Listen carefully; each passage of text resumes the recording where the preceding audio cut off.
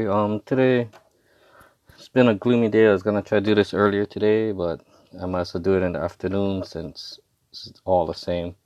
Gotta use all this aftermarket lighting. Anyway, the review about the Bagelsport. Let's go wipe it off. Sorry. This style is just amazing.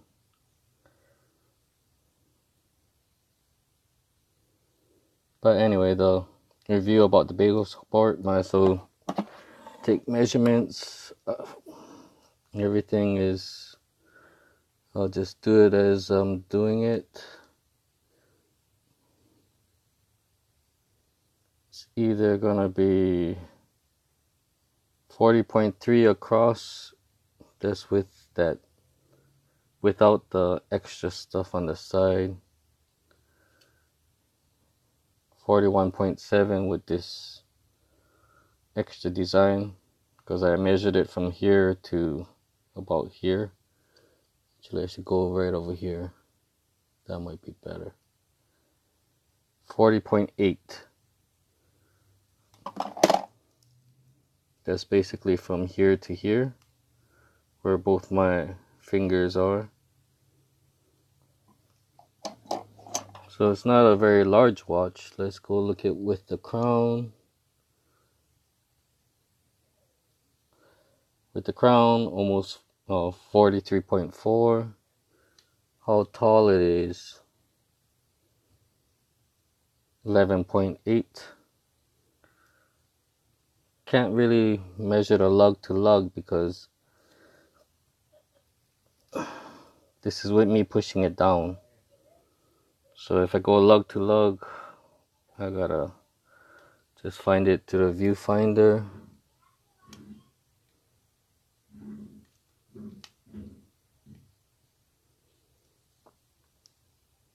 .6, but honestly, let's go just measure it just from here to here, where it kind of where you can kind of start pushing down the bracelet. Almost 60 millimeters. Let's put that on the side. This has a Chinese movement inside. It's automatic. And basically I bought this for $75, because first I heard about it when I saw Clyde and Max on one, because Max explained to Clyde, oh, look at this.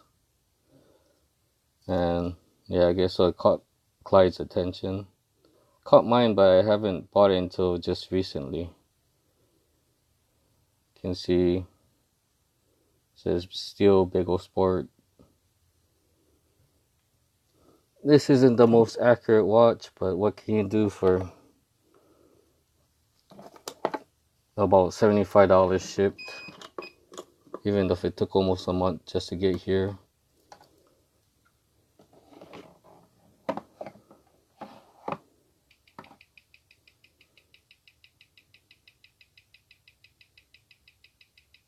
And for me, I use it for work only. I'm not planning on going out and having people think what it's supposed to look like.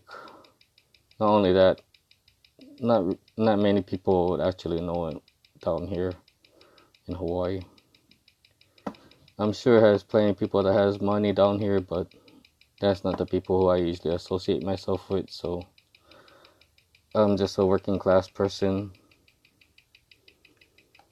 Actually, right now, this is doing a lot better than what it was doing earlier, so I can't complain. It was reading like at 30 something, 35, 40 something seconds per day.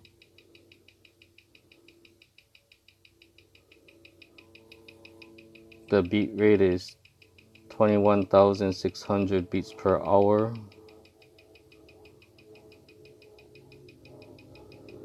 So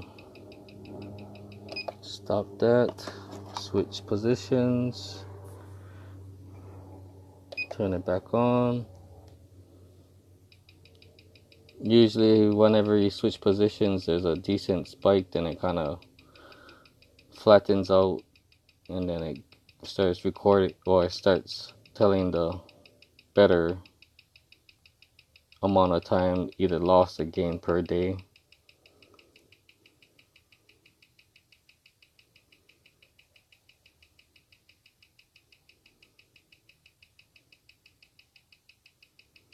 So let's just let it run through once.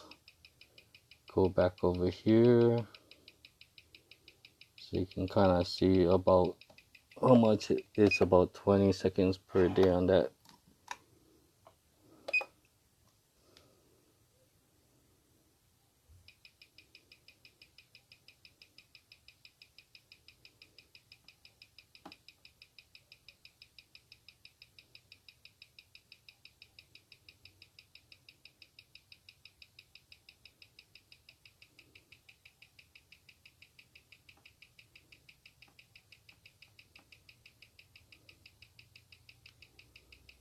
You can see by it moving in and just looking at different positions, it will read different because gravity, basically.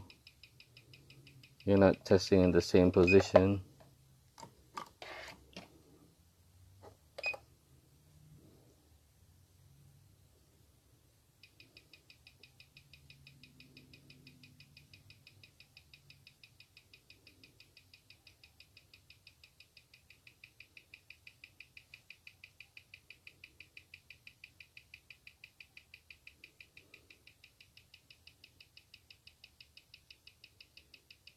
Yeah, I noticed off of one of my earlier reviews, I just left the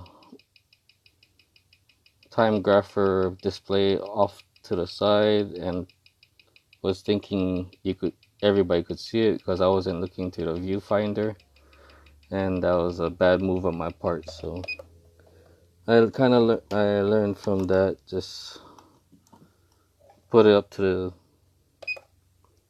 the phone and let it go from there, and I just move it along as it goes.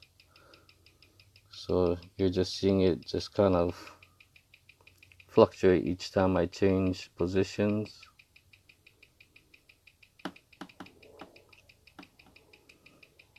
All in all, I can't really complain about this watch, especially for $75. And the watch I usually wear for work, one of them started to fog up, so it's telling me that actually I took it in for service to try get rid of that, but can't find the parts for it. All they did was just put oil on the gaskets and hopefully it works. So I'm planning on just leaving the watch off to the side, and well, today it's my day off, so I'm wearing the Breitling Super Ocean Steelfish. I figured that you guys want to see this thing on. I already posted this thing on Fist and my Instagram, if I'm not mistaken. I like to wear my watches loose,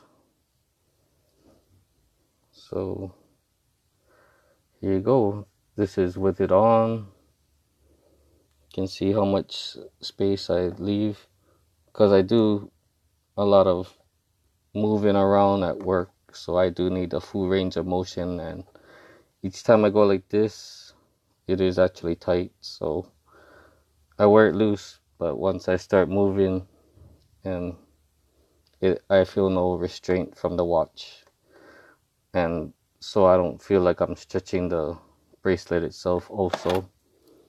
So this is the watch that I should be putting on the side already, because can't find parts for it. The seals they can't find. I found myself another one, but it was a quartz one, so I just finagled the bracelet off of that and put it on this one, because after a while this pressure type of clasps will become loose, where I just was wearing it and it just drops. So has only one side like this, and you just feel the watch just dangling around.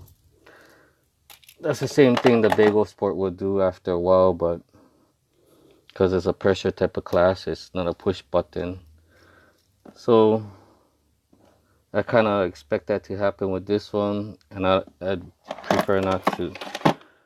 This one has sentimental value just because I had it from basically when I first started doing my watch collecting, and before I had absolutely no idea about nothing. Still, I don't. I'm still a very novice at this thing. Everybody busts out all these numbers and everything else, which I don't understand. I ain't got the memory for all that. So you can just see it, the Bagelsport. Sorry, getting off the topic. Let's get back onto the topic about this Bagelsport. All in all, this bracelet, the refinement is pretty good. Doesn't catch nothing. I'm sure the Patek will feel a lot, 100 times better, but you'll be spending, I don't know how much more than 100 times more than this by far. Yeah, I think more like 500. I don't know, I can't do the math right now. Oh, and the weird thing about, well, not the weird thing, but awesome thing about this watch, besides the price, it does have hacking. So you pull out the crown all the way, stops the seconds, push it in, second starts again. So the date is a quick set date. Everything seems to be alright with this watch. I don't know if you can. Only thing about this rotor, it's actually kind of loud. But anyway, hopefully you guys had a good one. Thank you. Have a good day.